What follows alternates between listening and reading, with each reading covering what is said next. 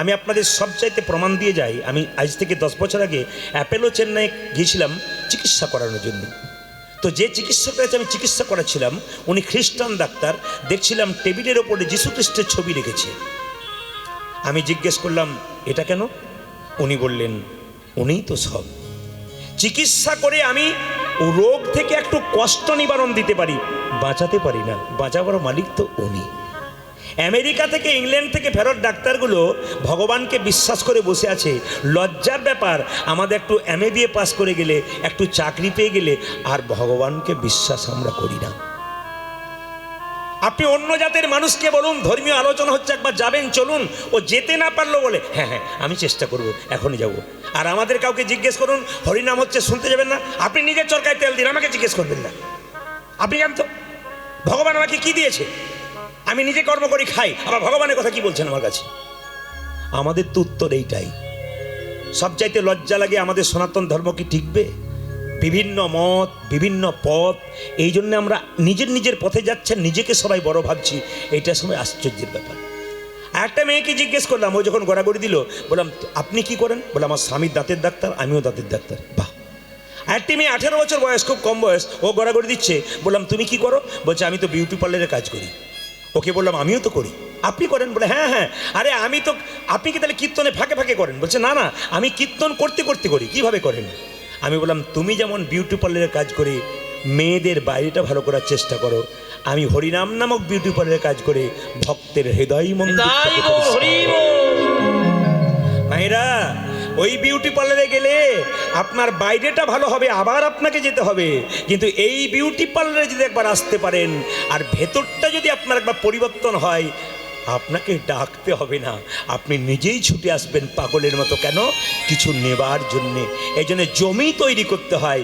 যে জমি উর্বর থাকে বীজ ফেললেই গাছ হয়, আর যে জমি উর্বর নয় তাকে যতই বীজ ফেলুন তার গাছ হবে না। জন্ম নিলেন সচিমাতার কোল আলো করে। প্রশ্ন করবেন কখন জন্ম নিলেন? বাংলা 1407 শকাব্দ। আমি যেখান থেকে বলছি, ডক্টর শিশির কুমার ঘোষ অমিয় নিমাই চরিত। অমিয় নিমাই চরিত যদি আপনারা পড়েন তাহলে দেখতে পাবেন, যারা একটু পড়াশোনা করেন তারা দেখবেন যে তার মধ্যে মহাপ্রভুর অনেক লীলা সুন্দর করে বর্ণনা করা আছে, দারুণ দারুণ কথা বর্ণনা করা আছে। শুধু পড়তে পারলে আপনার জীবন ধন্য হবে। আপনাদের শিরাকোল নস্কর পাড়ার আসর অতীব ভদ্র আসর, অতীব বিশিষ্ট আসর। এই আসরকে সম্মান জানানো যায় এই জন্যে, কারণ এখানকার শ্রোতাবৃন্দ কিন্তু খুব সুন্দর। এখানে অনেক কিছু পাওয়া যায়। কেন বলুন তো? এখানে সেবার যত্ন, এখানকার পরিবেশ, এখানকার সব কিছু খুব ভালো। অনেকগুলো আসর দক্ষিণ চব্বিশ পরগনাতে আছে। আমি অবশ্য আপনাদের দক্ষিণ চব্বিশ পরগনাতে 30টা আসর দিই। আমি মাঘ মাসে দিই 10টা, ফাল্গুন মাসে দিই 10টা, চৈত্র মাসে 10টা। কারণ আপনারা হয়তো জানেন, ইউটিউবের মাধ্যমে দেখছেন, আমি শুধুমাত্র জেলায় জেলায় নয়, রাজ্যে রাজ্যে যাই, রাজ্যের বাইরে যাই। আমি ত্রিপুরা যাই, ব্যাঙ্গালোর যাই, ভেলোর থেকে আরম্ভ করে আপনার যেখানে প্রচুর বাঙালি আছে, বোম্বে গিয়েছিলাম, হায়দ্রাবাদ গিয়েছিলাম। প্রতিটি জায়গাতে দেখতে পাচ্ছি, আমার যেন মনে হয় এটা আমি হায়দ্রাবাদে আসিনি। হায়দ্রাবাদে একটা স্টেডিয়ামে গান হচ্ছিল, আমার 35,000 মানুষ। আমি ভাবছিলাম গোটাটাই তো বাঙালি, আমি তো হায়দ্রাবাদে আসিনি, আমি মনে হচ্ছে এইখানটাতেই বাস করছি। আবার বোম্বেতে গিয়েছিলাম, এমন একটা পরিবেশে গান হচ্ছে, একবার দেখছি, আমি বাড়িতে ভিডিও কল করে দেখালাম। ওরা বলছে এ তো মনে হচ্ছে বাঙালি, এ তো বোম্বে নয়, তুমি অন্য কোথাও আছো বোধহয়। এত সুন্দর পরিবেশ তৈরি করেছে এখানকার মানুষ, ওখানে গিয়ে কীর্তন করাচ্ছে। আপনাদের কাছে নিবেদন রইল, আগামীতে আমি বিদেশেও যাব, কিন্তু আপনাদের কাছে নিবেদন রইল একটু মন দিয়ে শ্রবণ করবেন যে যেখানে বসে আছেন। কারণ আপনারা জানেন যে মহাপ্রভুর জন্ম হয়েছিল ইংরাজি 1486 খ্রিস্টাব্দে। মনে রাখবেন, ফেব্রুয়ারি মাসের 18 তারিখে। 1407 শকাব্দে ফাল্গুন মাসের পূর্ণিমা তিথিতে 23শে ফাল্গুন। সবাই লক্ষ্য করুন, 23শে ফাল্গুন জন্মগ্রহণ, ফেব্রুয়ারি মাসে 18 তারিখে জন্মগ্রহণ করেছিল। কটার সময় জন্মগ্রহণ করেছিল? সন্ধে 5টা 46 মিনিটে। শুনবেন মন দিয়ে, সন্ধে 5টা 46 মিনিটে মহাপ্রভু জন্মগ্রহণ করেছিলেন। প্রশ্ন করবেন তাহলে কি তখন ঘড়ি আবিষ্কার হয়েছিল? বলে হ্যাঁ হ্যাঁ, 1486 খ্রিস্টাব্দের অনেক আগেই ঘড়ি আবিষ্কার হয়ে গিয়েছিল বলে সময়টা বলা যায়। তবে শুনে নেবেন মায়েরা, বাচ্চা জন্মের পরে যদি বাচ্চা হাত পা নাড়াচাড়া না করে, কান্নাকাটি না করে, মায়ের অবস্থা কি হয় বলুন তো? আপনারা গর্ভের মধ্যে বাচ্চাকে 10 মাস 10 দিন ধারণ করেন, কিন্তু সচিমাতা যে 13 মাস ধরে গর্ভে রেখেছিল। আপনারা 10 মাস 10 দিনের আগেই যদি কোনো যন্ত্রণা বোধ করেন, কষ্ট বোধ করেন, ও তো সিজারের ব্যবস্থা করা হয়। তখন তো আর সিজার ছিল না। 13 মাস পর, 13 মাস পরে গর্ভ থেকে জন্ম নিয়েছিলেন আমার মহাপ্রভু। মায়েরা, যখন জন্ম নিলেন হাত পা নড়াচড়া করছে না, কান্নাকাটি করছে না, মায়ের অবস্থা কি হয়? মা তখন মনে মনে ভাবছে ছেলেকে নিয়ে আমি কি করব। কত দুঃখ জানেন সচিমাতার, 8-8টা মেয়ে মরে গিয়েছিল গো, তারপর একটা ছেলের জন্ম হয়েছিল, তার নাম বিশ্বরূপ। সেও একদিন মাঝরাত্রিতে সন্ন্যাস নিয়ে চলে গেল। এরপর তার একমাত্র ধন হচ্ছে নিমাই। এই নিমাই যদি মৃত্যু হয়ে যায়, এই ছেলে যদি মরে যায়, তাহলে আমি কি নিয়ে বাঁচব? একমাত্র মায়েরা জানে গর্ভে সন্তান ধারণ করার কত যন্ত্রণা। আমি পরশু তারিখে যেখানে ছিলাম সায়েন্স সিটিতে, যার বাড়িতে ছিলাম তাকে দেখলাম সেই মেয়েটি খালি বাঁ হাতে খাচ্ছে, বাঁ হাতে দিচ্ছে, ডান হাতটা ব্যবহার করছে না। ওকে জিজ্ঞেস করলাম, দিদি তোমার কি ডান হাতে কোনো সমস্যা আছে? বলে না গো, এ ডান হাত আমি একজনকে দিয়ে বসে আছি। বলে কাকে দিয়েছো? এ ডান হাত আমি ভগবানকে দিয়েছি। বলে কেন? আমার 12টা ছেলে মরে গিয়েছিল পর। মহাপ্রভুর চরণে কেঁদে বলেছিলাম, প্রভু এবার যদি আমার সন্তান জীবিত থাকে, আমি আমার ডান হাতটা তোমার জন্য দিয়ে দিলাম, আমার বাঁ হাতে আমি খাবো, বাঁ হাতে সব করব, তোমার সেবা যত্ন যা কিছু দরকার সব আমি ডান হাতেই করব। এমনও মা পৃথিবীতে আছে যার সন্তানের জন্য তার ডান হাতটা চিরকালের জন্য বিসর্জন দিতে পারে। এই কীর্তনের মাধ্যমে শুনতে পাবেন, আপনাদের বিচার করতে হবে কথাগুলো। সচিমাতা যখন দেখলো ছেলে হাত পা নাড়াচাড়া করছে না, কান্নাকাটি করছে না, 8-8টা মেয়ে মরে গেল, তারপর ছেলেটা তো চলে গেল বিশ্বরূপ সন্ন্যাস নিয়ে, এখন আমি কি করব? পাড়ার মেয়েরা বলল, সচি তোদের বাড়িতে তো নিম গাছ আছে। বলে হ্যাঁ, আতুর ঘরটা নিম গাছের নিচে কর। তাহলে কি হবে? যদি নিম গাছের নিচে করিস না, তাহলে জম যদি তোর ছেলেকে নিতে আসে, তেঁতোর ভয়ে নিতে আসবে না। তাই ছেলেকে তুই নিম গাছের নিচে আতুর ঘরটা কর। হলো তাই মা নিম গাছের নিচে আতুর ঘরটা করেছে। কিছুদিন পর ছেলে হাত পা নাড়াচাড়া করছে, কান্নাকাটি করছে। নিম গাছের নিচে চেতন ফিরে পেল বলে মা সচি আদর করে নাম রাখলেন নিমাই। তার বাবা জগন্নাথ মিশ্র নাম রাখলেন বিশ্বম্ভর। কাঁচা সোনার মতো গায়ের রং বলে ভক্তরা নাম রাখলেন গৌরাঙ্গ। আবার লক্ষ্য করবেন, কেশব ভারতীর কাছে সন্ন্যাস মন্ত্র নিলেন, নাম হলো শ্রীকৃষ্ণ চৈতন্য প্রভু। শ্রীকৃষ্ণ চৈতন্য প্রভু, শ্রীকৃষ্ণ চৈতন্য প্রভু, শ্রীকৃষ্ণ চৈতন্য প্রভু। প্রতিটি নামের ব্যাখ্যা আছে। শ্রী মানে কি? শ্রী মানে কি? সুন্দর। কৃষ্ণ মানে কি? আকর্ষণ। চৈতন্য মানে কি? চেতনা। যিনি প্রত্যেকটা জীবের মাঝে কৃষ্ণ নামের চৈতন্য জাগাবেন, তিনি হচ্ছেন শ্রীকৃষ্ণ চৈতন্য মহাপ্রভু। আপনারা যারা কীর্তন শুনতে এসছেন, অনেকেই জানেন আপনাদের একটা করে রাশি আছে, কিন্তু আপনাদের রাশি আছে। আমি প্রদীপ পাল, আমার রাশি হলো কন্যা রাশি। আপনাদের দেখবেন অনেকের অনেক রাশি আছে, মানে বিভিন্ন রাশিতে আপনারা জন্মগ্রহণ করেছেন, একটা একটা করে রাশি। ভগবান মহাপ্রভুর রাশি কি? সিংহ রাশি। মহাপ্রভু পূর্ব নক্ষত্র ফাল্গুনিতে জন্মগ্রহণ করেছিলেন।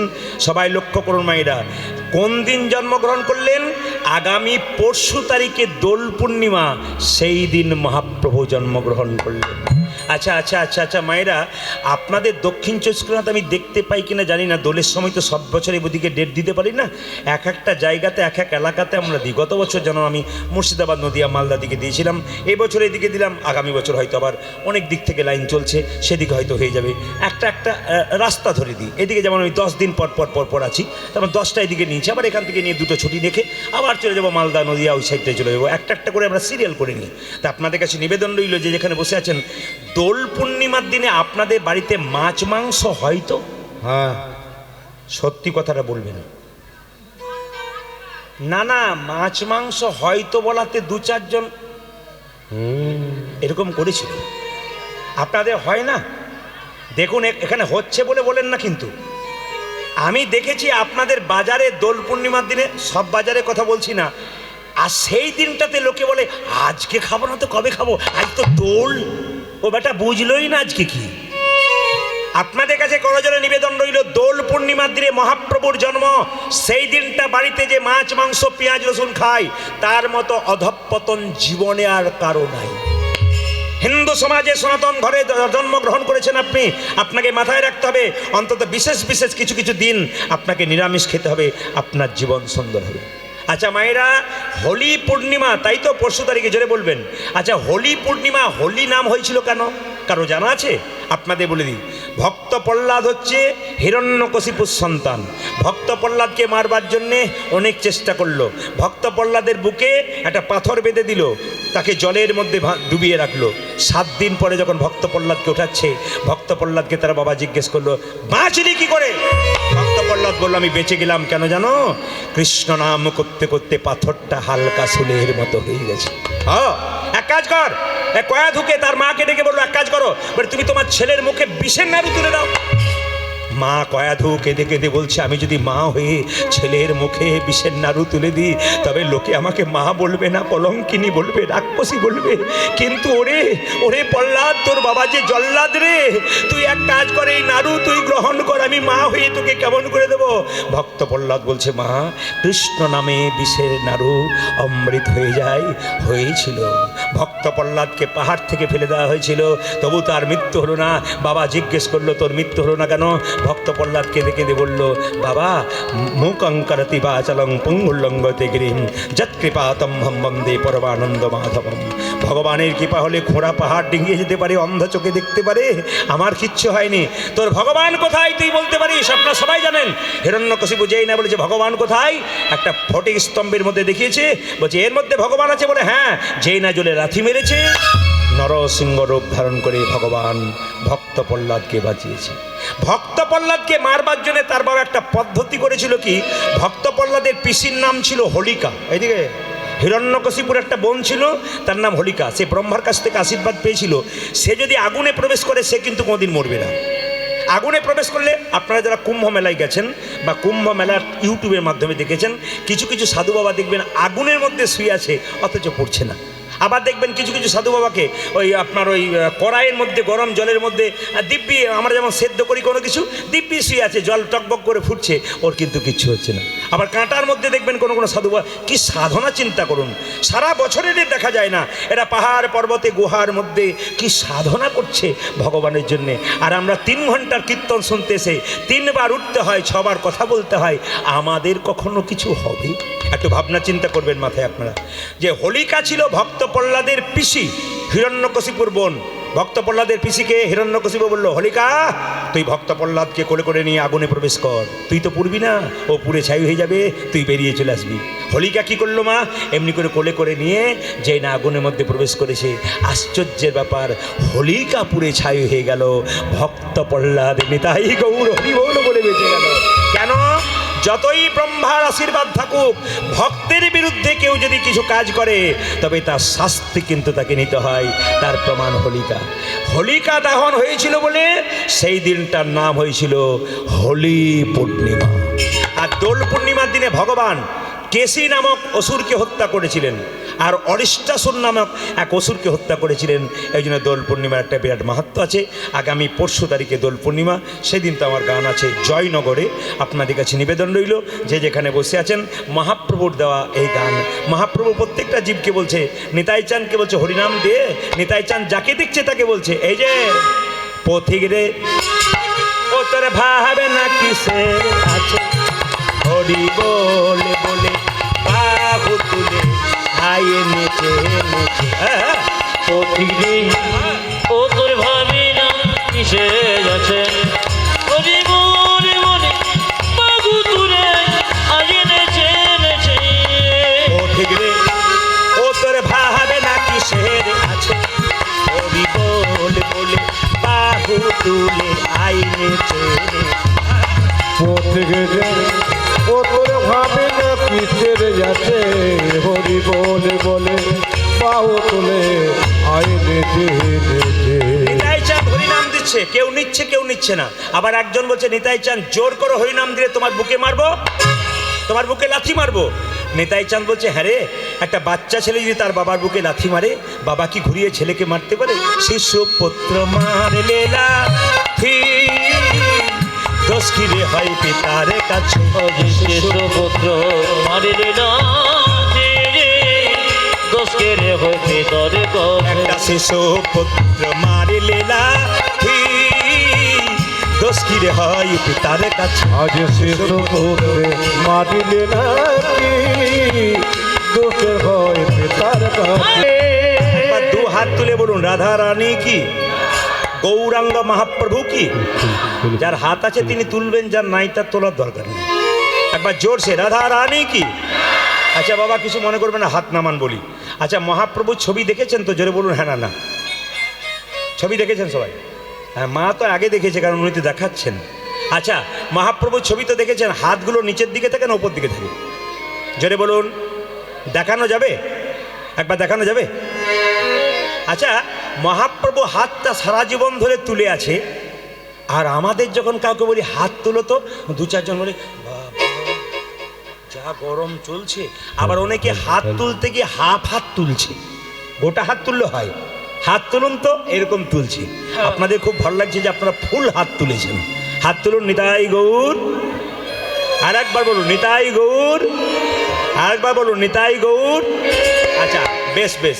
এই মহাপ্রভু হাতটা তুলে আছে দেখে একজন ভক্ত জিজ্ঞেস করলো, ঠাকুর তুমি যে হাতটা তুলেছো তোমার হাতে ব্যথা হয় না? বলে ব্যথা আবার হয় না? বলে তাহলে নামাও।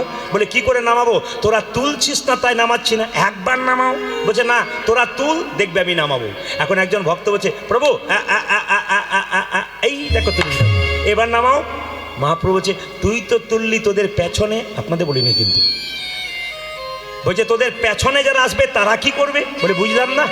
বলছে আমার হাত যদি তোলা না থাকে তাহলে পরের জন্মে যারা আসবে আমার হাত তোলা না দেখলে তারা হাত তুলবে না, তাই আমি জন্ম জন্মান্তর ধরে হাত। তাই গৌর হরি বল। তাহলে মহাপ্রভু শুধুমাত্র যারা পৃথিবীতে এসছে তাদের জন্য তুলেছে তা নয়, যারা পৃথিবীতে এসেছে তাদের জন্য, যারা আসবে তাদের জন্য মহাপ্রভু হাত তুলে আছে।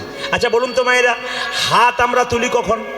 এ টোটো দাদা এ নস্কর পাড়ায় কীর্তন হবে, একবার যাবে এই যে হাত তুলি। আর হাত তুলি কখন বলুন তো? যখন কেউ জলে ডুবে যায়, উঠতে পারে না, তখন দেখবেন খালি এরকম এরকম করে করে। কেন বলুন তো? যদি কেউ দেখতে পায় তাহলে হাত তুললে কিছু করতে পারি। আর হাত তুলি কখন? হাতের মধ্যে যখন কোনো বোঝা নেই। আচ্ছা বলুন তো সত্যি করে, মহাপ্রভু কি জলে ডুবে গিয়েছিল? জোরে বলুন। না না হ্যাঁ হুঁ কিছু বলুন, কোনো অসুবিধা নেই। জলে ডুবে গিয়েছিল? আচ্ছা মহাপ্রভু হাতে কি কোনো বোঝা ছিল? আপনার দু চারজন কিন্তু বুদ্ধিমান আছে, চুপ করে আছে। কেন? চুপ থাকাটাই বুদ্ধিমানের কাজ, যা বলবেন উনি বলুন। না না এটা বললে হবে না, আপনাদের হ্যাঁ হুঁ দিতে হবে।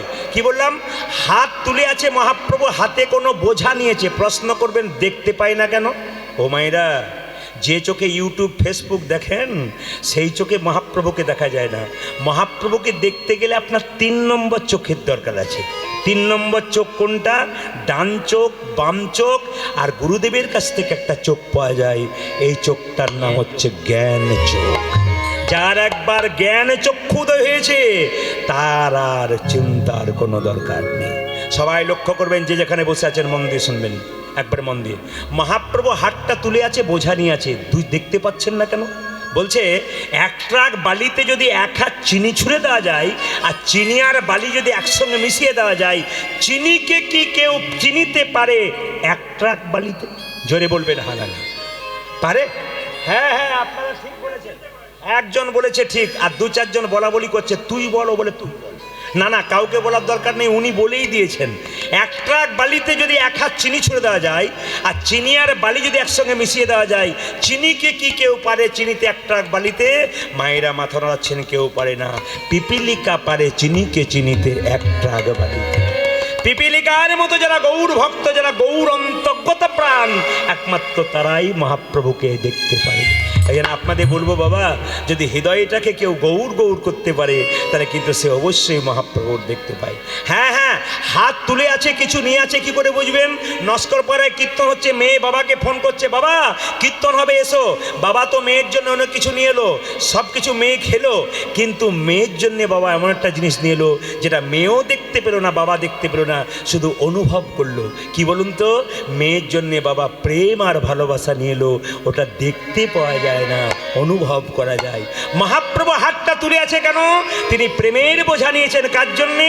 আমাদের জন্যে, কেউ যেন দেখতে না পায়। তাই প্রত্যেকটা জীবকে নিতাই চান। আর মহাপ্রভু বলছে তোরা প্রেম নিবি আই, তোরা প্রেমে নিবি যাব, তোরা প্রেম নিবি আই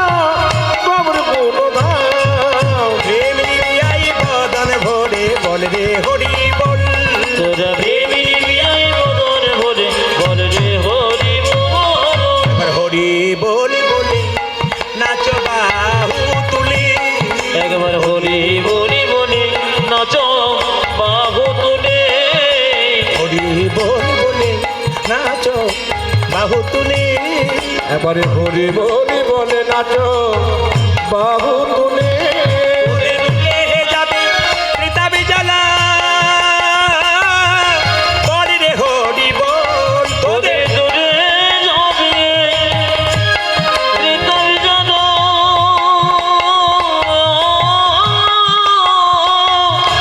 করে রে হরিব ওদের দূরে যাবে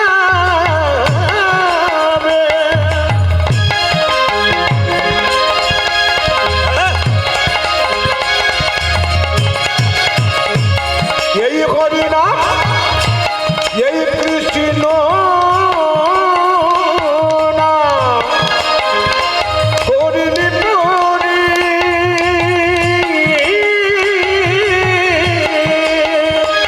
ও তোদের দূরে যাবে কৃতা বিজালা বলে হরিব নিবিয়াই বদন ভরে বল রে নিদাই গৌর হরি প্রেমিনী বিজয় বদন ভরে করে রে হরিব তোর প্রেমিনী বেলায় বদন ভরে বলে রে হরিব গৌরাঙ্গ মহাপ্রভু কি শ্যাম সুন্দর কি মায়েরা দয়া করে কীর্তনের আসলে কিছু মনে করবেন না, চেক করো না মাঝে মাঝে একবার করে মাথায় কাপড়টা নেবেন। না না আপনাদের অভ্যাস আছে, গরমের জন্য নিতে পারছেন না আর কি, এটুকু বুঝতে পারছি। একবার জোরে বলুন গৌরাঙ্গা মহাপ্রভু কি, শ্যাম সুন্দর কি। আচ্ছা কারা কারা কানে ফু নিয়েছেন হাত তুলুন তো। হ্যাঁ। ফু ফু কারা কারা ফু নিয়েছেন হাত তুলুন। ফু ফু নিয়েছেন কারা, হাত তুলবেন কারা ফু নিয়েছেন। অনেকে নিয়েছে বুঝতে পারছে না। অনেকে বুঝতে পারছে না হ্যাঁ, ফু কি। ফোটো ব্যাপার। আমি আগে ফু বোঝবার আগে বলে দিই, এই দিকে তাকাবেন, ফুটা বোঝবার আগে বলে দিই। আচ্ছা মায়েরা এখন তো গ্যাস সিলিন্ডার হয়েছে নাকি বলছেন, জোরে বলুন হ্যাঁ না না। আগে মা কাকিমাদের তো আমি ওইটাই দেখেছি, খালি উনানের মধ্যে কাঠ গুনছেই গুনছেই ভরছেই, এটা দেখেছি। আচ্ছা বলুন তো যখন দেখবেন মায়েরা যারা আছেন, যারা মায়েদের সঙ্গ করেছেন, আপনারা যারা মায়েদের মেয়ে তারা বিচার করে বলবেন, আগেকার মায়েরা উনুন যখন জ্বালাতো দেখবেন যখন উনুন নিভে যেত তখন কি করতে বলুন তো, ফু দিত না, জোরে বলুন হ্যাঁ না, ফু দিত না।